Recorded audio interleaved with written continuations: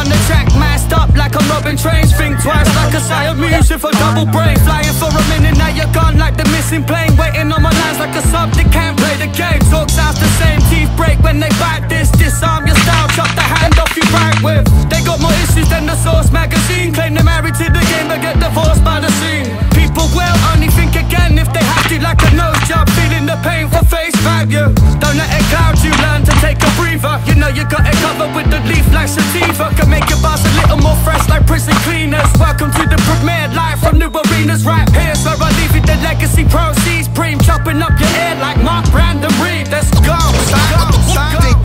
Think twice before you step in my lane. What's up guys, John from Sage Dynamics, and today I'm going to go through the process of setting up your helmet.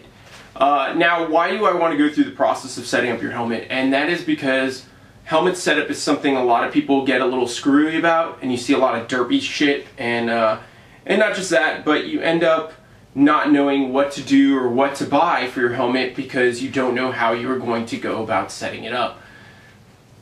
Now, helmet setup starts with the helmet. So the base part of this whole entire setup is my Team Wendy bump. And it's nothing fancy, it's nothing special, it's just a bump helmet, but it does what I need it to do, and that is hold my night vision, hold my ear pro, and hold any of my my identifiers. So what I like to do is set it up first off balanced, okay? So when I wear my helmet, my counterweight on the back and my nods on the front are nice and balanced. The way I usually do this is you can make a fist, you go into the center of your helmet, and you remove and add weight to the actual rear part of your helmet, or the counterweight. Now, the way I did this in the military was I taped a bunch of batteries together and velcroed them to the back. Reason being is if I needed batteries, or usually they were dead batteries so it didn't matter, but most of the time they were just a stack of batteries that countered the weight to my PBS 15s. So right now I use a TNVC counterweight. I think it's the Mohawk, or a Mohawk, and I think I have the version that's not for Anvis, so it's not for a battery pack for my nods. It's literally just a sleeve that has batteries, and on the back side of the sleeve it actually has like these little weighted sleeve little bars that can slide in there and actually add weight. So I like it. It's pretty sweet. It does the job of actually counterweighting the nods. So I make a fist and I weigh it. So what does this do for me? It gives me a good baseline to go off of, and then I put on the helmet. From putting on the helmet and actually getting your chin strap on, you can start to feel whether it's going to pull to the front or pull to the back, and a lot of the times if you move around your head a little bit, you'll start to feel that. Tightening the straps helps, but then you want to go ahead about or consider actually putting in weights or adding weight or something like that. Alright, so from there you've got kind of the helmet and the balance set up. Some people ask about the pads. I don't do any fancy shit with the pads. I just put them in there and make it work from there. I don't do anything crazy. I don't even have the BOA system on here yet. So eventually I'll have that, and maybe I may have to rearrange some pads, but as of right now, as long as the pads fit you and they fit your head style, you should be fine.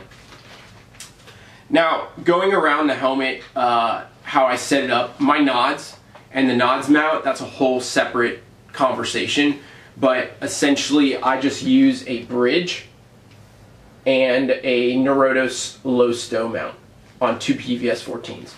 Yes, it is heavier than a really nice dual setup, but it is what I have and it is what I'm going to use. So what I do like about it is that it's forced to overcome, and then when I stow night vision up, it's not very high, it's not like a big unicorn. You don't look like Loki from Thor, and you also end up with a nice low profile situation where it barely goes higher than the top of my helmet.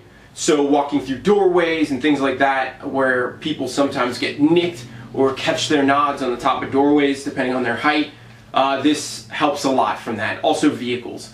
So going around the side here, we'll start with this little light. So this is some kind of Surefire, or I'm sorry, Streamlight cheapo Lighto that only gives you like 120 lumens, but it's perfect for retrofitting, which I did with elastic band and some kind of Velcro, and I just sewed it on myself by hand because I don't have a sewing machine, and I just retrofit it to the side of my helmet. Why? Because I like to set it up where I have all the visible stuff on this side of my helmet. So all my viz stuff is on my right and all my IR is on my left. Reason being is when I reach up, I know on my right side I can set up my stuff for visible ability to see, and then on the left side it's technically on IR, so only people with night vision can see. It keeps me kind of organized, and I like it better that way. Then we continue on. My Ear Pro that I use are Peltors. These are just like some that I had from the Army, so I continue to use them. Why not? They work. They have nice gel cups. I like that. They do have comms cables, which I have to wrap and stow in the back side here. Let's see if that'll focus. There we go. And it's okay. It works. They kind of hang a little bit, which kind of bothers me slightly, but you know what? It is what it is, and I may end up cutting them off, but we'll see. So continuing on, the Peltors, they're on the Team Wendy kind of attachments for their specific rail. I'm not sure what they call their rail. It doesn't have any nomenclature. It's not like the OpsCore one where it has the arc rail. That one has a nomenclature, or at least a name. These are just like the Team Wendy version, and they work. They do the job. So moving on further to the back is, like I said before, the TNVC kind of Mohawk thing. And I really like this thing. It's actually pretty cool, and it stows batteries and the weights, the counterweights, and I like that. I like the fact that I can swap or have both in the package and be able to slide out this battery sleeve and have whatever batteries I'm using in there. So, for example, my nods take AA batteries, so I have AA batteries in here for my nods. I have stuff on here that take whatchamacallit, 123s, so I have a couple 123s, and also my weapon mounted stuff has 123s or whatever. So I like to have those extra batteries on hand and ready to rock and roll. If I need them, I can just work the back of my helmet, slide it out, maybe have somebody help me put them back in if it gets a little stuck or jammed up, which happens, but it is what it is. What I also like about the Mohawk is, like I said, it controls my comms cables, kind of wraps them up, and I can hold on to them. You can also use this for a myriad of reasons, like IR chem lights or glow sticks, whatever you want to call them, and all sorts of shenanigans that you can put on there. The same on the top, they have these little elastic pieces here that are usually meant for like batteries and like a quick grab, like battery type thing.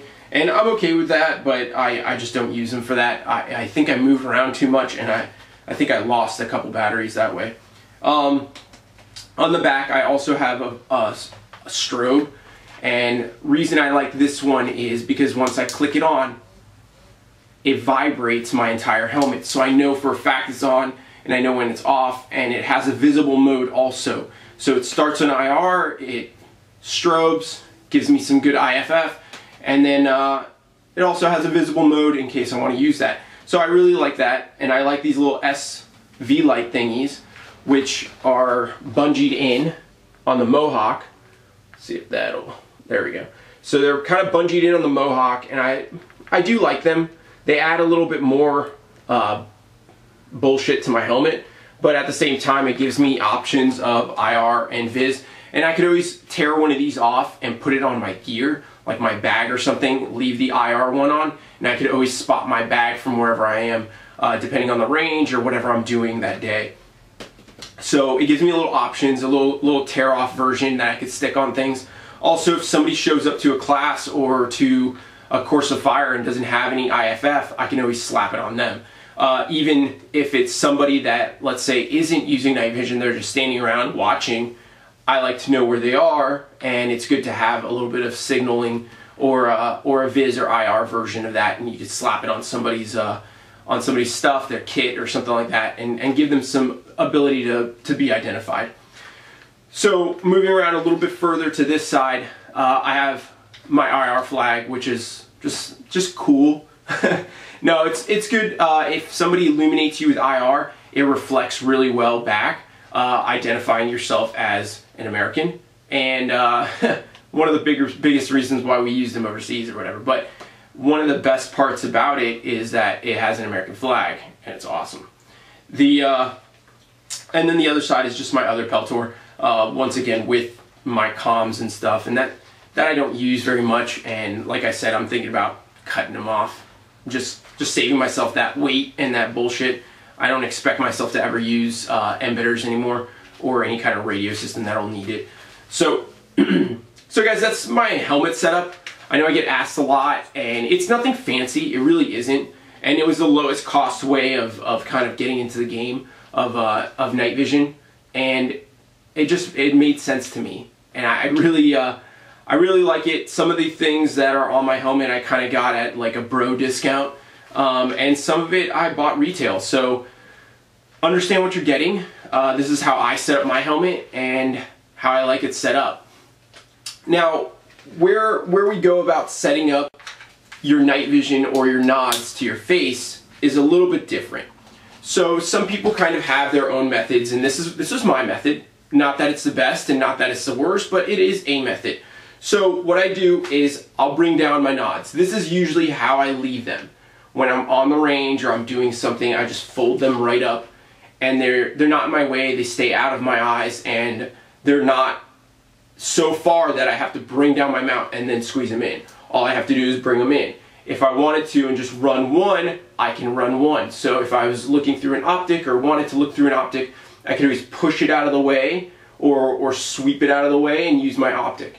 Whatever it is, I can dual it out or single it out.